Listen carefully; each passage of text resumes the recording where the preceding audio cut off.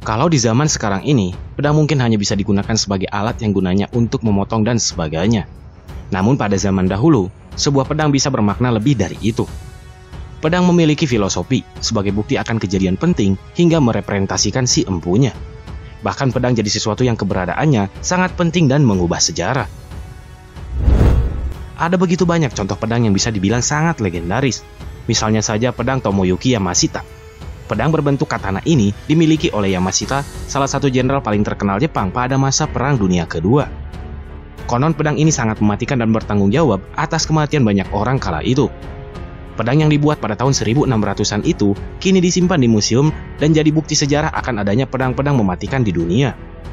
Bukan hanya pedang Yamashita saja yang dikenal dengan legendanya yang mematikan.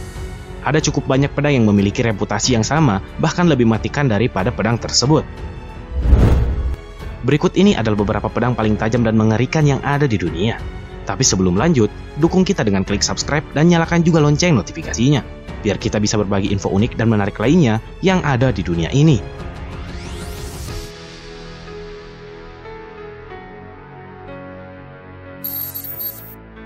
Pada akhir abad keempat, dunia pernah dihuni oleh sebuah kerajaan bernama dinasti Baekje. Diketahui jika kerajaan ini terletak di sepanjang Korea hingga China.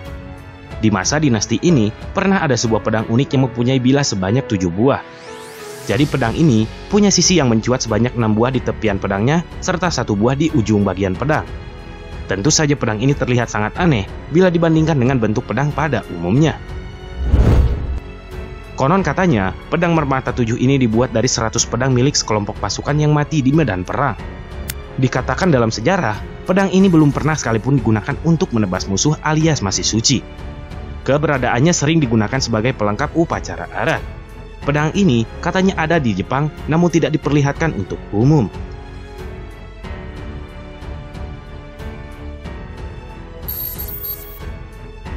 Napoleon Bonaparte adalah salah satu tokoh paling berpengaruh sepanjang sejarah, khususnya bagi negara Perancis.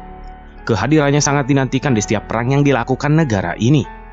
Bahkan para sejarawan sepakat jika Napoleon adalah seorang jenius dalam perang. Ia tak hanya pintar dalam urusan taktik bertahan dan menyerang, namun juga memiliki seni dalam berperang.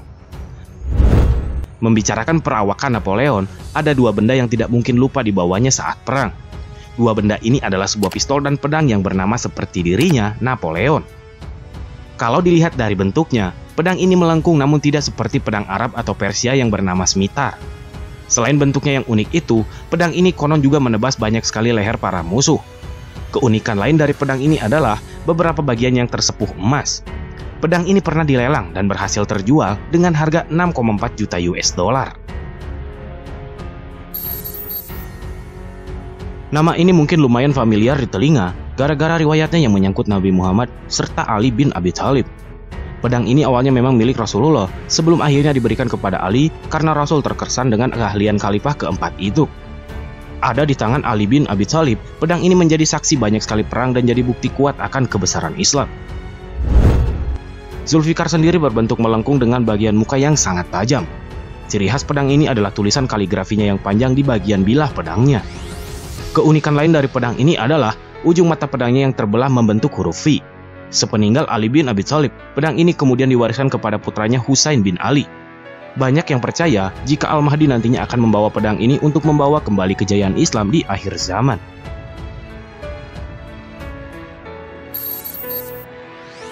Pada zaman Edo, ada sebuah katana legendaris yang namanya terkenal hingga sekarang. Pedang ini bernama Honjo Masamune. Masamune sendiri adalah ahli pedang terkemuka saat itu dan sudah membuat ratusan pedang. Namun hasil karyanya yang paling gemilang adalah yang satu ini. Masamune dikenal karena kecantikan serta ketajaman mata pedang ciptaannya. Konon pedang ini dibuat dari bahan spesial yang diolah sedemikian rupa dalam waktu yang lama. Keberadaan Masamune sangat penting karena pedang ini adalah representasi keberadaan shogun di masa itu. Pedang ini sendiri dimiliki oleh keturunan Tokugawa dan pemegang terakhirnya bernama Tokugawa Ieyasu. Namun sayangnya, pedang ini menghilang ketika Ieyasu menyerahkannya beserta 14 katana lain pada Desember 1945 ke kepolisian setempat. Banyak rumor beredar jika pedang ini akhirnya jatuh ke tangan seorang sersan Amerika bernama Coldy Bimore dan setelah itu keberadaannya pun langsung menghilang.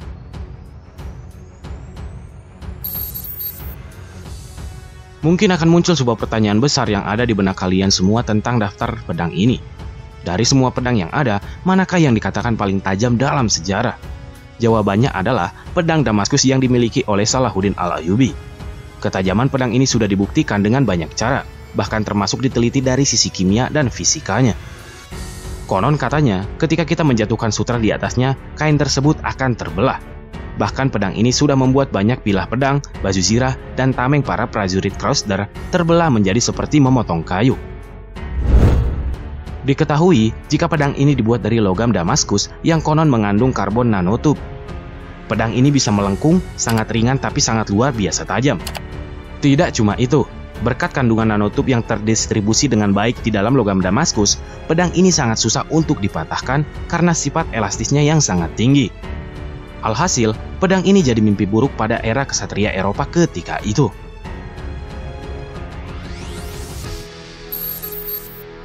Beberapa pedang ini masih bisa kita jumpai saat ini, namun mayoritas dari mereka menghilang dan berakhir menjadi legenda.